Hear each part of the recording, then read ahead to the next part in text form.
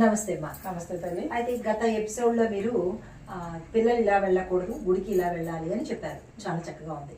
అయితే పిల్లలు తల్లిదండ్రులు చెప్తే వినటం లేదా, తల్లిదండ్రులే చెప్పటం లేదా, అసలు ఎక్కడొస్తోంది ప్రాబ్లము? ఎక్కడొస్తుందంటే ఇది తల్లిదండ్రుల దగ్గర కూడా వస్తుంది, పిల్లల దగ్గర కూడా వస్తుందమ్మా. ఎందుకంటే తల్లిదండ్రులకి టైం లేదు, చెప్పే టైం లేదు. వాళ్ళు అంటే ఎవరు బిజీలో వాళ్ళ గృహిణిగానా, లేకపోతే జాబులా, లేకపోతే వాళ్ళ ఫోన్లు చూసుకోవడమా. ఎవరో అపార్థం చేసుకోవద్దండి, ఎవరో నన్ను తిట్టద్దు. ఎందుకంటే ఫోనే ప్రపంచం అయిపోయింది ప్రతి వాళ్ళకి కూడా. మేము చెప్తున్నామంటే మేము కాదు, మాలాంటి వాళ్ళు ఎంతోమంది చెప్తున్నారండి. ఈ విషయాలన్నీ కూడా మనకి ఫోన్లోను యూట్యూబ్లోను వస్తూనే ఉన్నాయి.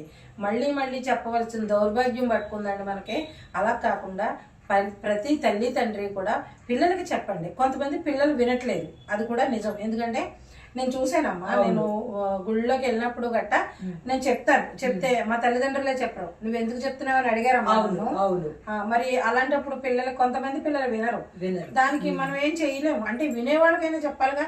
ఇంకా మంచి పిల్లలు ఉన్నారు, వింటున్నారు, వాళ్ళకైతే చెప్పాలి కంపల్సరీ. కాబట్టి తల్లిదండ్రులు కంపల్సరీ కూడా వాళ్ళు టైం తీసుకుని తల్లిదండ్రులకి మన సాంప్రదాయాలు, మన పూజలు, మన వ్రతాలు వాళ్ళకి అర్థమయ్యేటట్టు చెప్పండి అమ్మా. ఎందుకంటే ఈ ముందు ముందు ఏం జరుగుద్ది అనేది అందరికీ కళ్ళతో కనిపిస్తుంది.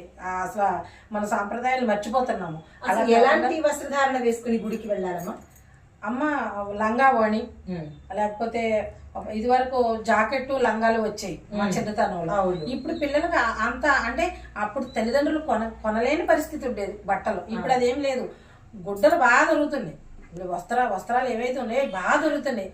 అయితే వీళ్ళు గుడికి వెళ్ళినప్పుడే వేసుకెళ్ళరు. గుడికి వెళ్ళేటప్పుడే సగం సగం వస్త్రాలు వేసుకెళ్ళడం, మళ్ళీ తల విరబోసుకోవడం, ఇది ఎంతవరకు సమంజసం అమ్మా? అది పిల్లలు కూడా మేము చెప్తున్నామని వేరే అపార్థం చేసుకోకండి.